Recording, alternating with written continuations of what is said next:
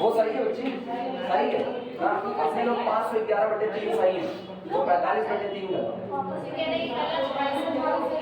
कौन सा 65/3 सही है? कैसे आया? तुमने फिर गलत लगाया इसका। यहाँ बहुत लोगों के दिमाग उस पर मस्त होते हैं। तो सही है 5 से 11/3। चेक कराओ, चेक कराओ, किसी को देके चेक कराओ जो लोग लगाए हुए। हम तो लगाए, हम तो कई बार लगाए, वो 5 से 11/3 ही रहेगा। लिखो discontinuity of a function.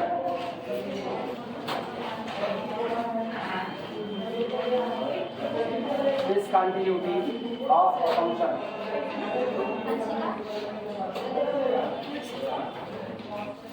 Group में फोटो डाल दो, ग्रुप में फोटो डाल दो, चेक करो। डिसकंटिन्यूटी ऑफ अ फंक्शन, किसी फंक्शन की डिसकंटिन्यूटी। सिंपल सा, एक लॉजिक में बात खत्म। जो फंक्शन कंटीन्यूअस नहीं होगा उसी को क्या कहेंगे? डिसकंटीन्यूअस। खत्म। लिख दो इसी बात को स्टार वन करते हुए। स्टार लिखना, a function f, a function small f, a function f which is not continuous, which is not continuous, a function f which is not continuous at a point small a is said to be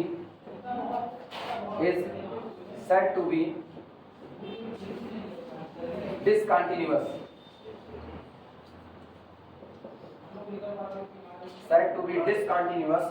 at point small a। कोई दिया गया function f जो कि continuous नहीं है, वो किसी particular point a पर, वो उसी पॉइंट पर क्या कहलाएगा? डिसकंटिन्यूअस फंक्शन कहलाएगा। ठीक।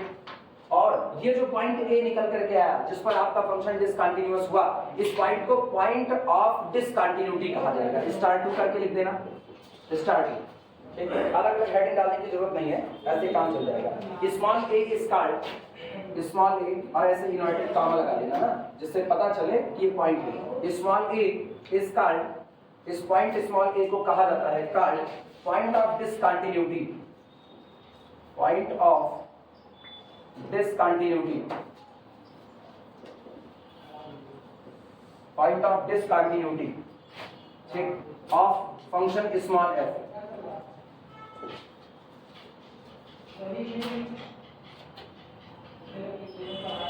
अब तो हम लोग कंटिन्यूटी इन एन इंटरवल पढ़ चुके हैं। कंटिन्यूटी इन एन इंटरवल को पढ़ के चलाएं कि बंद? चलो, कंटिन्यूटी इन एन इंटरवल पढ़े हुए हैं। कंटिन्यूटी इन एन इंटरवल में हमने कहा था कि अगर मेरा function on the interval continuous होना चाहता है तो इंटरवल में जितने पॉइंट है उसको हर पॉइंट पर क्या होना पड़ेगा? कंटिन्यूअस। इसका मतलब अगर मेरा फंक्शन पूरे इंटरवल में केवल सिंगल एक पॉइंट पर भी डिसकंटिन्यूअस हुआ तो वो उस इंटरवल पर क्या कहलाएगा? डिसकंटिन्यूअस फंक्शन कहलाएगा। लिखो इस बात को, स्टार 3 कर देना, star 3। A function which is discontinuous, start, a function which is discontinuous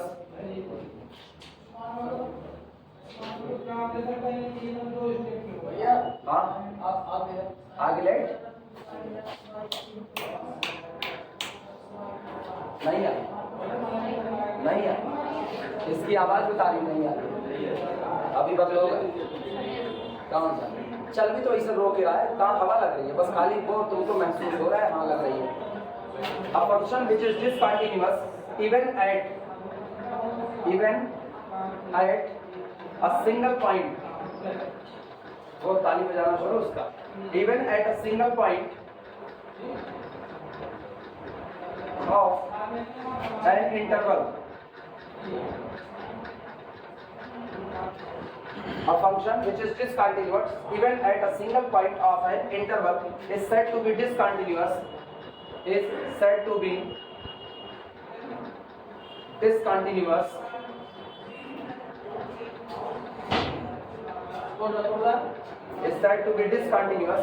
in the interval,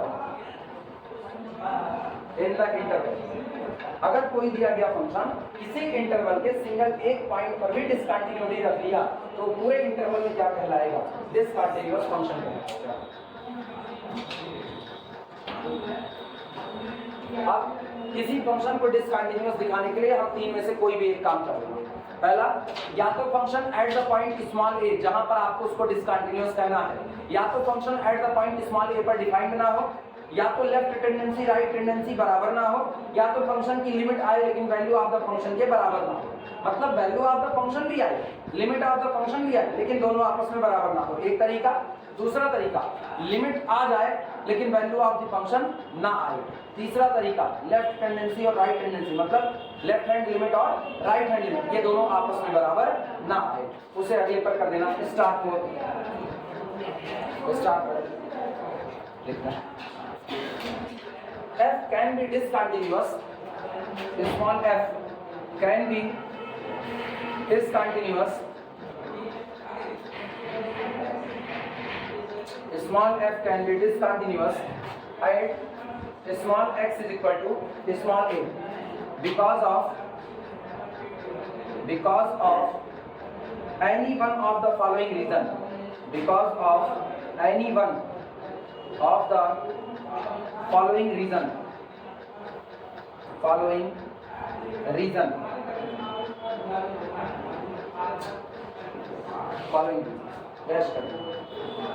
function f can be discontinuous हो सकता है पर्टिकुलर किसी पॉइंट स्मॉल a पर because of any one of the following. नीचे लिखे गए जो कारण है इनमें से एक कारण भी अगर हुआ तो आपका फंक्शन क्या हो जाएगा, डिसकंटिन्यूअस। कहाँ ये ना, ये उधर हम इसीलिए लिख भी नहीं है जब आपने यहाँ से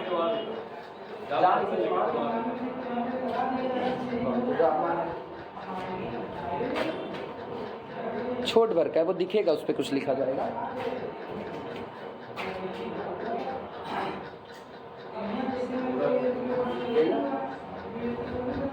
चलो पहला रीजन लिखना, पहला, small f is not defined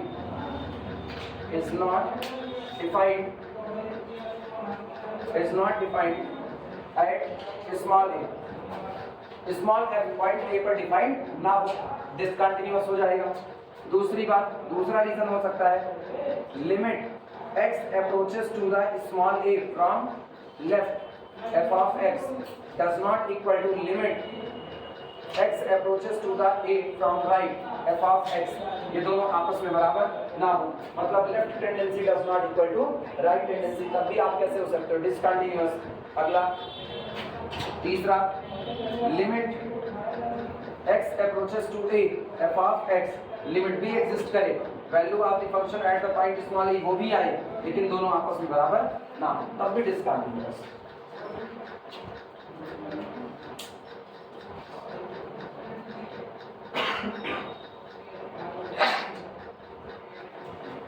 इनमें से कोई भी एक बात हो गई तो आपका function at that point x is equal to a पर क्या हो जाएगा, डिसकंटिन्यूअस। अब हेडिंग डालना, टाइप्स ऑफ डिसकंटिन्यूटी। डिसकंटिन्यूटी कितने प्रकार की होती है अब उसकी चर्चा पता है। पहले हम लोग डिफिनेशन देख, एक बार डिफिनेशन हो गई उसके बाद हम लोग न्यूमेरिकल की तरफ जाएंगे, तब इस जितने टाइप की डिसकंटिन्यूटी है इस पर बेस्ड न्यूमेरिकल सॉल्व कर लेंगे। आपको एक्स्ट्रा क्लास नहीं मिल रही है, एक्स्ट्रा क्लास वो एक एक्स्ट्रा क्लास हो तो लिमिट का ये कंटिन्यूटी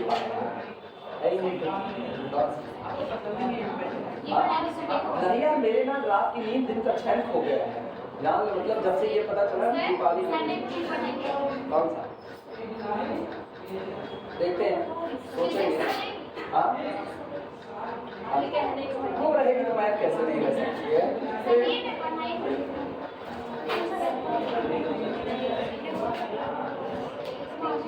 वो अभी बताएं, वो अभी है, कुछ दिन बीतने थे ना, जैसे जैसे शनिवार आएगा वैसे वैसे उसका होना डाइल्यूशन में चला जाएगा और उसके बाद फिर नहीं रहेगा। एक मैथमेटिक्स से जो कंसंट्रेशन के साथ बची रहती, कंसंट्रेट होते थे,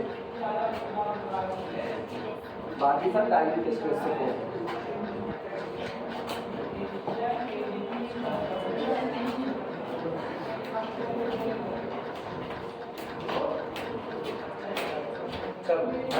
types of discontinuities.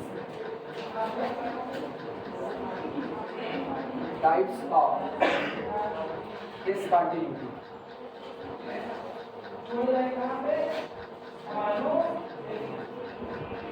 Type of discontinuity.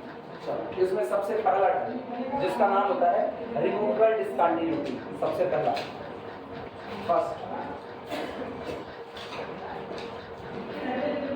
Removable discontinuity.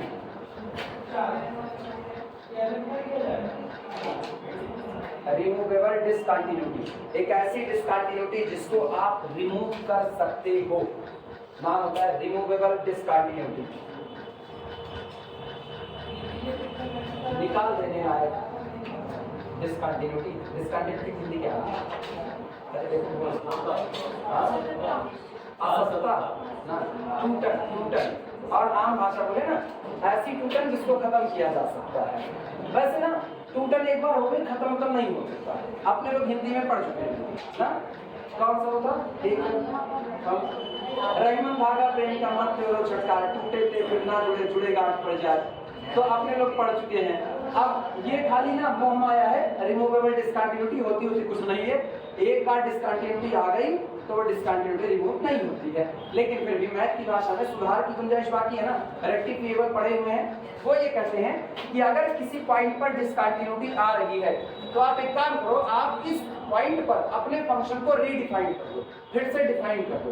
जब आप अपने फंक्शन को इस पॉइंट पर वापस रीडिफाइन कर दोगे, जैसे मान लो फंक्शन है f of x = 1/x - 2, ये फंक्शन है।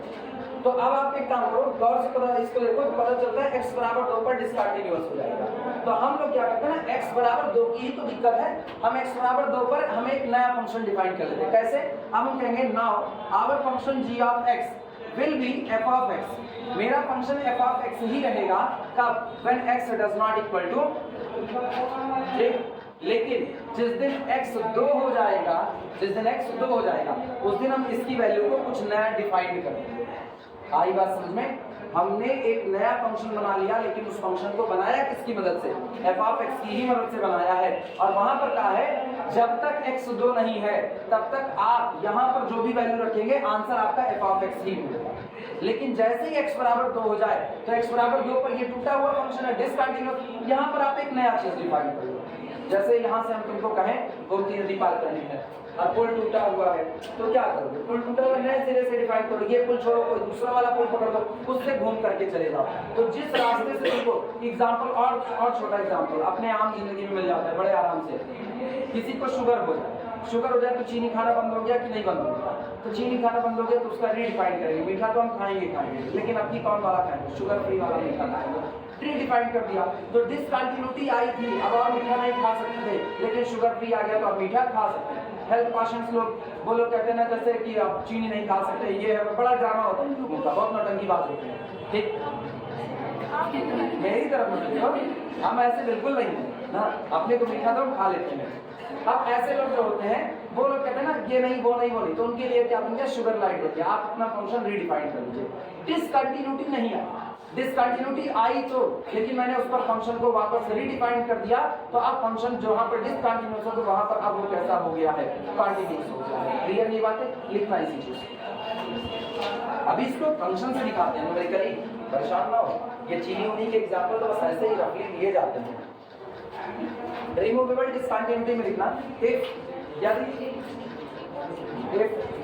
Limit x approaches to a function f of x exist, tendency तो एग्जिस्ट करे। ध्यान से सुनना, अभी हम क्या बोले थे? हम बोले थे फंक्शन लिए थे f of x = 1/x - 2। Limit exist करेगी, लेकिन value of the function at that point exist नहीं करेगी। अगर आप चाहो x = 2 पर वैल्यू निकाल लो तो वैल्यू आपको मिलने वाली नहीं है, क्योंकि वैल्यू रखते ही ये हो जाएगा 1/2 - 2 that is equal to 1/0 that is equal to undefined. तो लिमिट तो एग्जिस्ट करे, लेकिन आपका फंक्शन एट दैट पॉइंट पर डिफाइंड ना हो, इसको बोलते हैं रिमूवेबल डिसकंटिन्यूटी। क्योंकि अब आप करने क्या वाले हो? लिमिट तो एग्जिस्ट कर ही रही हो, आप उस पॉइंट पर फंक्शन को नए सिरे से डिफाइन कर दोगे। तो जहां वो अनडिफाइंड था वहां पर अब वो क्या हो गया? डिफाइंड हो गया।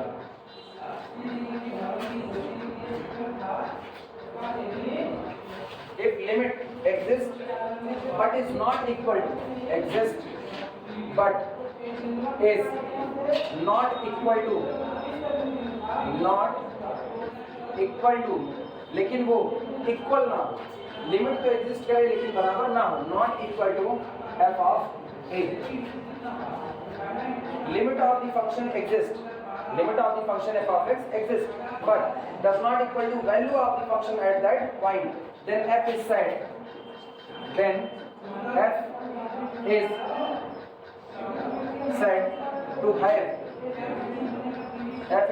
have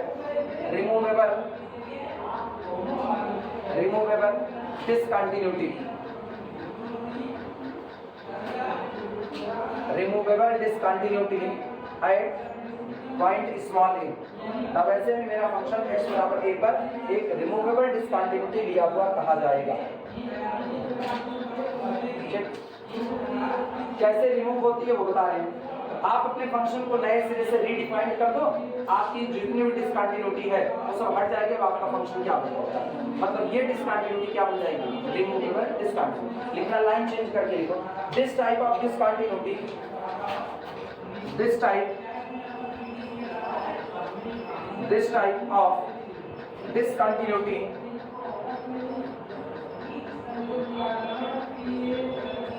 type of discontinuity can be removed, हटाई जा सकती है, can be removed by redefining या by defining उल्टा ये डिफाइनिंग, वाई लगा दिया, वो फ्लाई आता है मेरे को FLY और डिफाइन लगा दिया। By defining a new function g, by defining a new function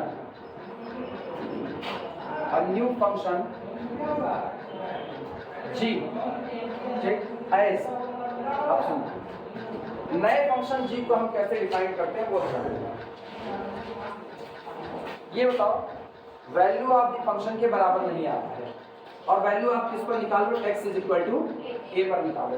तो आप एक काम करो, जब लिमिट एग्जिस्ट कर रही है, लिमिट की दिक्कत नहीं है, तो जब x a ना हो तब आप टेंडेंसी लो, जब x is equal to a ना हो तब आप g ऑफ x को डिफाइन करो कि हम g ऑफ x की वैल्यू कोई नई नहीं लेंगे, बल्कि हम g ऑफ x की वैल्यू वही लिमिट ले लेंगे जो लिमिट आ रही थी। क्लियर हुआ? तो पहला काम है g of x is equal to, ये लिमिट ले ली जाएगी, limit x approaches to a f of x when x is does not equal to a। पहली बात आया ना, ये बातें समझ में आ रही हैं।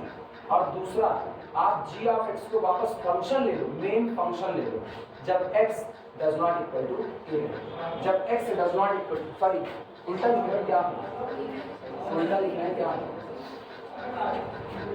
हाँ हम उल्टा लिखेंगे। ये x does not equal to a, limit तो x बराबर a पर भी x is equal to a, ये तो होता ही नहीं ना लिमिट के केस में। लिमिट के केस में तो x approaches to a होता है।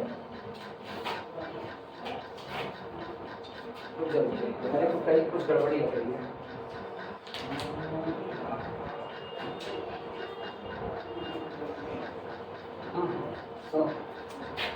g of x को आप ओरिजिनल फंक्शन ले लो, कब? जब x does not equal to a, और जब x is equal to a हो उस पर आप क्या ले लो, लिमिट ले लो। ये सही है।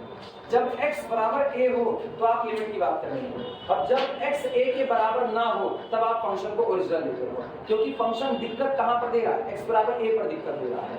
सुनना इसका मतलब क्या है graphically.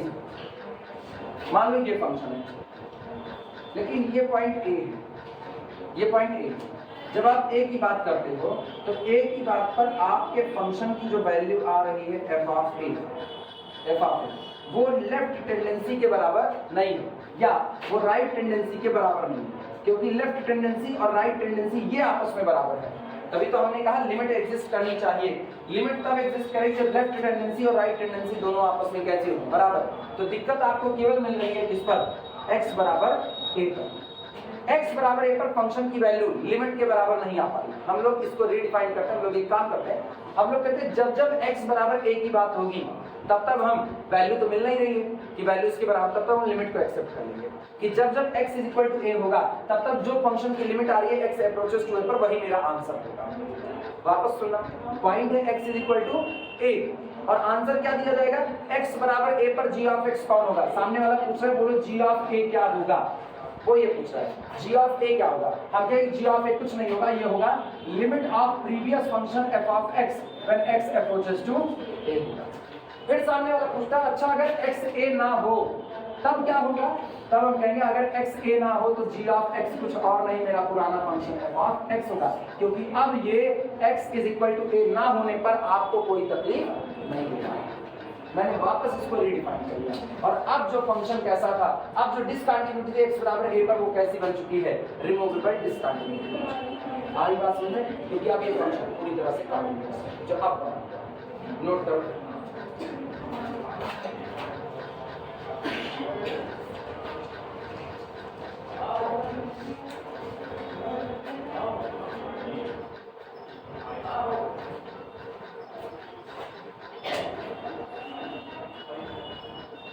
Point x is equal to a पर, point x is equal to a पर मेरा original function f of x continuous नहीं है, लेकिन पॉइंट x is equal to a पर मेरे द्वारा बनाया गया नया फंक्शन g ऑफ x वो कंटीन्यूअस है। Clear, here g of x is continuous at x is equal to a। यहाँ पर मेरा नया फंक्शन g of x बराबर a पर कैसा रहेगा, कंटीन्यूअस रहेगा।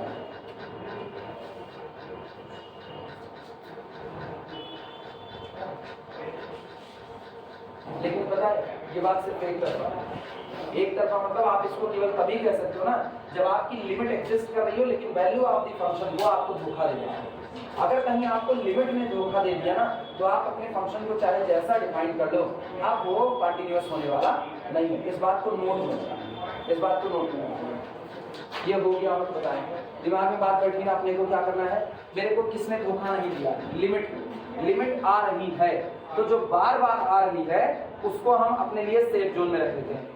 जो नहीं आ रहा है वो कौन है, value of the function at that point. तो एट दैट पॉइंट पर दिक्कत है ना, तो एट दैट पॉइंट पर वो वैल्यू ले लो जो आ रही है। मतलब फंक्शन g ऑफ x को ऐसा डिफाइन करो कि वही लिमिट बन जाए, लिमिट तो आ ही रही है। तो x बराबर a पर g ऑफ a आपका क्या होगा, x बराबर a पर g of a limit of the previous function f of x होगा, क्योंकि वो मुझको मिल रहा है। और x जब a नहीं होगा तो मेरे को कौन धोखा नहीं दे रहा, मेरा पुराना फंक्शन। तो हम g ऑफ x बराबर पुराना फंक्शन क्या लेंगे, f ऑफ x लेंगे। और अब जो फंक्शन बना ये फंक्शन क्या हो जाएगा, कंटीन्यूअस हो जाएगा। क्लियर है, आप x बराबर a पर f ऑफ x नहीं ले सकते हो, क्योंकि x बराबर a पर आपने f ऑफ x ले लिया तो बेचारा f ऑफ x बराबर a पर तो सही था ही नहीं, तो इसका मतलब अब g ऑफ x भी गड़बड़ी कर दिया और आपको तो बचाना है। तो हम क्या करेंगे, जब x बराबर a होगा तो लिमिट को अडॉप्ट करेंगे, और जब x a नहीं होगा तो जो ओरिजिनल फंक्शन था उसको एज इट इज अडॉप्ट कर लेंगे। जिस एक पॉइंट पर गड़बड़ी आई उसी एक पॉइंट पर मैंने क्या कर दिया, यहाँ से तुमको कहीं जाने के लिए कहा बीच में खंडक आ गया, बीच में खंडक आ गई, तो इसका मतलब value of the function at that point की दिक्कत आ रही है कि नहीं आ रही। तो हम क्या लेना, सुनो, जब जब आगे दिक्कत आए कि लगे अब जान चली जाएगी, तब तब केवल और केवल टेंडेंसी ले लेना। तब तक क्या लेना, टेंडेंसी। मतलब पूरे मैदान में तुमको दौड़ने के लिए कह दिया गया, लेकिन कहा गया जब उस खंडक के पास जाना है x बराबर a के पास, तो उसके ऊपर मत खड़े होना, नजदीक में जाकर के खड़े हो। नजदीक में जाकर के तो नहीं गिरोगे ना, तो इसका मतलब अभी आप बचे हुए कंटिन्यूअस, आप उसके इर्द गिर्द घूम सकते हो। तो x is equal to a पर आपको खड़े रहना, वहां आपको टेंडेंसी लेनी है। और जब x a नहीं है तो पूरे फील्ड में दौड़ो, जो हो वही रहो। अपना नेचर दौड़ने का, पूरी फील्ड में दौड़ते रहेंगे। आई बात समझ में। जैसे कभी कभी थ्योरी लिखते वक्त हम कहते हैं ना, ये चीज आएगी तो उसको मेंशन कर देगा, वरना एग्जामिनर नहीं समझा तो नंबर बना देगा। तो अपने लोग टेंडेंसी की बात करते हैं। एक और टेंडेंसी बता दो, बीएससी में बड़ी तगड़ी टेंडेंसी है, तुम लोग भी पढ़े हुए, f इंटू जी परम्यूटेशन का प्रोडक्ट। जब f इंटू जी पढ़े हुए तो ऐसे प्रोडक्ट किया जाता है, 1 की इमेज 2, 2 की इमेज 3, 3 की इमेज 1, 1 की इमेज 2, 2 की इमेज 3, 3 की इमेज 4, 4 की इमेज 1। कर दिया। अब इसका प्रोडक्ट होगा तो हम लोग क्या करते हैं, हम लोग कहते हैं किताबें जो यहाँ चलती हैं बीएससी की, यहाँ उसमें यहाँ से शुरू करते हैं, F इंटू जी इधर से निकालेंगे, 1 की इमेज 2, 2 की इमेज 3, 1 की इमेज 3, गलत है, ऐसा नहीं है। जब आप लिखते हो F इंटू जी तो पहले कौन ऑपरेट करेगा, G, फिर कौन करेगा F, तो यहाँ लिखा जाता है 1 की इमेज 2, 2 की इमेज 3, तो 1 की इमेज 3, ऐसा लिखा जाएगा, मतलब आप इधर से चलते हैं, ये बात है। तब हम लोग क्या करते हैं ना, अब यहाँ हम लोग टेंडेंसी की बात करें, यहाँ हम लोग बता देते हैं, यहाँ मेंशन करते हैं Here we take function composition from right to left, क्योंकि अगर एग्जामिनर ने ऐसी किताबें देखी हैं, हालांकि वो ऐसी गलती नहीं करता, लेकिन फिर भी हम लोग सेफ जोन चलते हैं, क्योंकि हमारी किताबें गलत लिख रही हैं, वो इधर से चलती है, तो अगर किसी स्टूडेंट ने इधर से किया तो वो भी मेंशन करेगा Here we take composition from left to right। Tendency आप देखो, टेंडेंसी की, मेरी टेंडेंसी क्या, इधर से इधर चलने की या इधर से इधर, कब, जहां पर आपको दिक्कत लग रही है, यहां पर गड़बड़ी हो सकती है तो आपने मेंशन कर दिया। सेम कंडीशन फंक्शन के साथ है, फंक्शन मेरा पूरे डोमेन, ये मान लो ये डोमेन है, ये मेरा डोमेन है, और इसी डोमेन में ये पॉइंट है x is equal to a, इसी x is equal to a पर गड़बड़ी आ गई, यहाँ मान लो फंक्शन की वैल्यू ये आ गई f ऑफ a, ये आ गई, और क्या डिसकंटिन्यूअस हो गया कि नहीं हो गया। लिमिट टेंडेंसी देखो, टेंडेंसी तो यहाँ जाने की है, टेंडेंसी तो यहाँ जाने की, मतलब ये सामने और इसके सामने ये देखते हैं, दोनों का एल की तरफ। तो अगर लिमिट की बात करें तो सोचो यहाँ फंक्शन आया तो यहाँ पहुंचा, यहाँ गया तो यहाँ गया, यहाँ पहुंचा तो वैल्यू यहाँ, यहाँ गया तो यहाँ, किसकी तरफ चल रहे हो, एल की तरफ चल रहे हो, तो टेंडेंसी कौन है एल, लेकिन value of the function at X is equal to A पर बात करें तो ये यहाँ पर आ गया, वो कौन है एल, गड़बड़ हो गया कि नहीं। तो हम लोग क्या कहेंगे, हम लोग कहेंगे जब x बराबर a पर होगा तो टेंडेंसी, जब x बराबर a पर होगा तो टेंडेंसी लेंगे, और जब x does not equal to a होगा तो वही लेंगे जो कि ओरिजिनल फंक्शन है, और बाकी छोड़ देंगे। क्लियर हुआ कि नहीं, तो इसका मतलब नहीं, तो चर्चा नहीं। और अब मेरा फंक्शन कैसा होगा, चले आगे बढ़े, नोट लगाओ।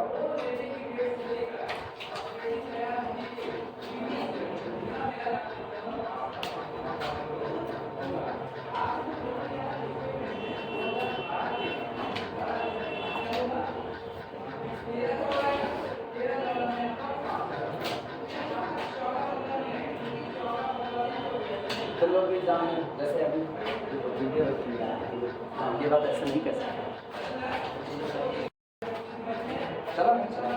चल गया। हमने कहा जिस दिन लिमिट एग्जिस्ट कर जाए, limit f of x approaches to exist कर जाए, उस दिन तो मेरा काम बन गया। लेकिन अगर लिमिट ही ना एग्जिस्ट करे, आप सोचो लेफ्ट टेंडेंसी नॉट एग्जिस्ट, अगली बात करें, मान लो राइट टेंडेंसी नॉट एग्जिस्ट, दोनों में से कोई एक ना एग्जिस्ट करे। आपने जी ऑफ एक्स को कैसे डिफाइन किया था, जी ऑफ एक्स को डिफाइन किए थे कि जी ऑफ एक्स मेरा लिमिट ही हो जाएगा जब जब x इज इक्वल टू कितना होगा a। अब तुम x बराबर a लो, लेकिन लिमिट तो तुम्हारे पास है ही नहीं। जब तुम्हारे पास टेंडेंसी ही नहीं है तो क्या तुम g ऑफ x को डिफाइन कर सकते हो, नहीं। और जब तुम g ऑफ x को डिफाइन नहीं कर सकते तो तुम f ऑफ x की डिसकंटिन्यूटी को रिमूव भी नहीं कर सकते, क्योंकि f ऑफ x की डिसकंटिन्यूटी को रिमूव करने के लिए सहारा किसका लिया गया था, g ऑफ x का। अब तो g ऑफ x ही दब हो चुका है, हाँ या ना। तो इसका मतलब अगर एक बार लिमिट नहीं एग्जिस्ट की तो ये डिसकंटिन्यूटी अब रिमूव नहीं की जा सकती है, भले फंक्शन डिफाइंड हो और चाहे ना डिफाइंड हो। नोट में लिखना इस बात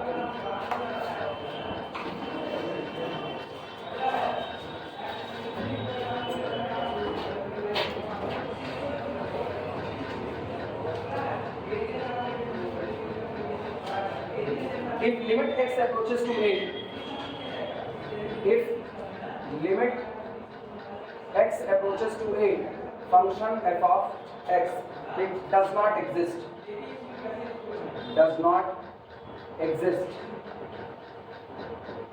comma. If limit x approaches to a function f of x does not exist, then function cannot be made, then function can not be made, नहीं बनाया जा सकता है, कैन नॉट बी मेड, तब फंक्शन नहीं बनाया जा सकता, can not be made continuous, function can not be made continuous, comma, no matter, कोई फर्क नहीं पड़ता, no matter how we defined, how we define f of a, no matter how we define f of a, हम value of the function at that point को चाहे जिस तरीके से भी डिफाइन कर लें, लेकिन जब टेंडेंसी ही नहीं है मेरे पास, तो मेरा फंक्शन अब कभी भी कॉन्टिन्यूअस बनाया नहीं जा सकता। यानी डिसकंटिन्यूटी रिमूव तभी हो सकती है जब आपके पास लिमिट हो और दिक्कत केवल value of the function at that point पर है, इसके अलावा नहीं। क्लियर नहीं बात है? एग्जांपल भी सारे न्यूमेरिकल में उठाएंगे। अभी एग्जांपल लिख देंगे तो सॉल्व तो कराएंगे नहीं, बस लिखना पड़ेगा ये ऐसा रखता है, इसीलिए उसको रखे हम न्यूमेरिकल के लिए। न्यूमेरिकल उठाएंगे उसमें बताएंगे कौन सी, अब तुमको पता है होने क्या है। हम एक फंक्शन लिखेंगे, x अप्रोचेस टू a लिखेंगे और कहेंगे बताओ इसके पास किस टाइप की डिसकंटिन्यूटी है। तो अपने लोग उसकी क्या निकालेंगे, लिमिट और वैल्यू ऑफ द फंक्शन दोनों बराबर नहीं होगा तो हम लोग कहेंगे कौन सी डिसकंटिन्यूटी है, रिमूव कर डिसकंटिन्यूटी। आसान सा काम है, लेकिन अभी नहीं बात नहीं।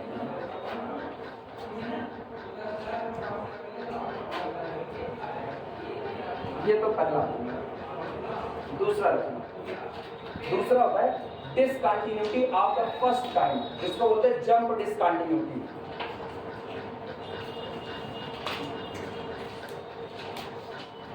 Second, discontinuity of first kind.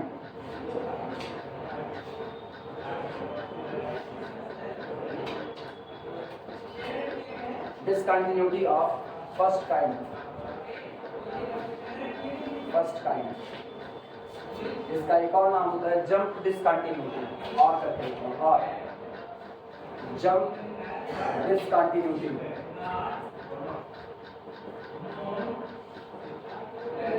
Jump discontinuity note करो।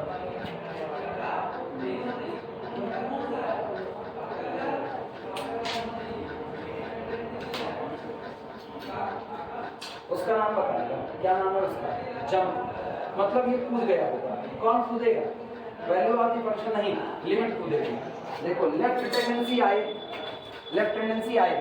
राइट टेंडेंसी आए, लेकिन डिफरेंट आए, जंप कर गया। Limit x approaches to a plus नहीं sorry minus f of x exist करे।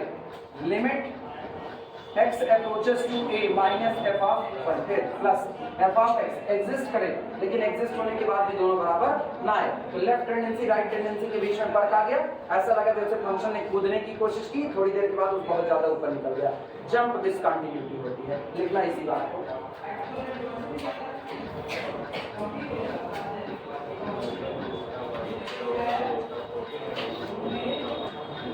if limit x approaches to a minus f of x, मतलब left hand limit, and limit x approaches to a plus f of x, इसका मतलब right hand limit. Both exist, दोनों ही exist करेंगे, both exist but are unequal, लेकिन दोनों बराबर ना हो। ये फर्स्ट काइंड का होगा, फर्स्ट काइंड की डिस्काउंट, बट आर अनइक्वल। ठीक, then f is said to have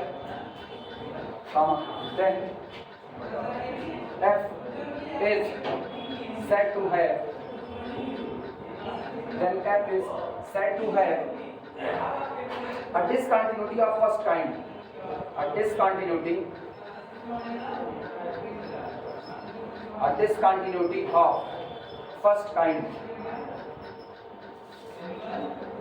a discontinuity of first kind at point small a, और अथवा इसी को कहते हैं जंप डिसकंटिन्यूटी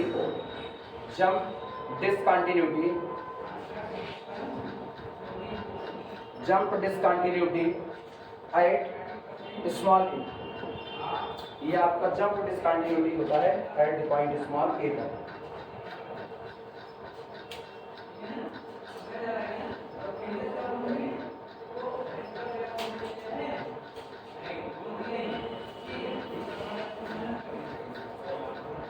अगला काम सुनो।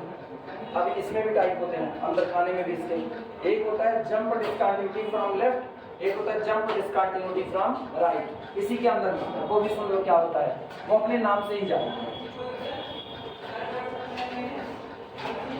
सुनो कहानी के हिसाब से, ये पॉइंट है x इज इक्वल टू ए, इसके लिए यहाँ पर वैल्यू मौजूद है एफ ऑफ ए, मौजूद वैल्यू।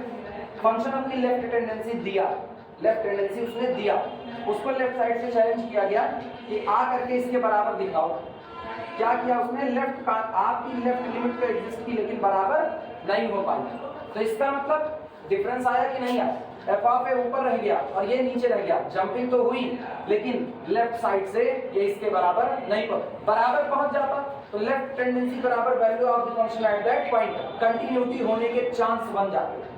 हम क्या करें, चांस बन जाते, मतलब अभी हम लोग इधर का देखते हैं राइट साइड का, लेकिन अभी इसने क्या किया, लेफ्ट टेंडेंसी तो दिया लेकिन वैल्यू ऑफ द फंक्शन के बराबर नहीं दिया। तो ये आपका जंप डिसकंटिन्यूटी कहां से होगा, फ्रॉम लेफ्ट साइड से, और यही हाल क्या हो जाए राइट साइड से। राइट साइड से उतना तो चालू करे लेकिन बराबर ना हो पाए। तो left tendency exist, right tendency exist, लेकिन अगर left tendency F of A के बराबर ना हुई तो लेफ्ट साइड से jump discontinuity, right tendency F of A के बराबर ना हुई तो राइट साइड से जंप डिसकंटिन्यूटी हुई। क्लियर है ये बातें, लिखना इसी बात को, लाइन चेंज करके लिखना, स्टार बना दो, स्टार बना करके, और 2 मिनट बाकी इसी में हो जाएगा। ये मिटा दें,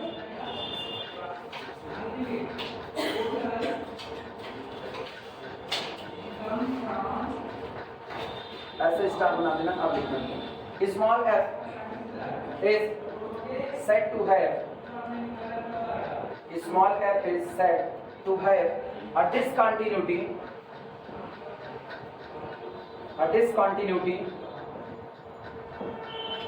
of first kind, a discontinuity of first kind from left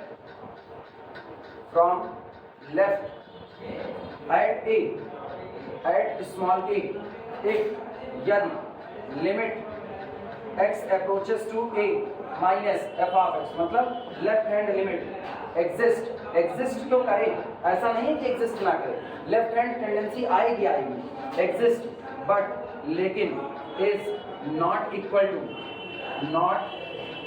to f of a, लेकिन value of the function at that point के बराबर ना हो। और वही आगे एंड फ्रॉम राइट, और यही जंप डिसकंटिन्यूटी फर्स्ट काइंड की कहां से गई जाएगी, राइट साइड से। इफ यदि limit x approaches to a plus f of x exist, ये भी एग्जिस्ट करे बट लेकिन not equal to f of a, लेकिन ये भी value of the function at that point के बराबर ना, not equal to f of a।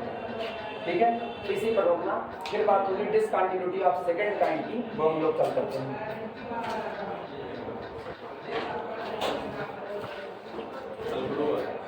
हाँ, कल क्या है, कल कॉम्प्लेक्स है ना, कल कॉम्प्लेक्स करना,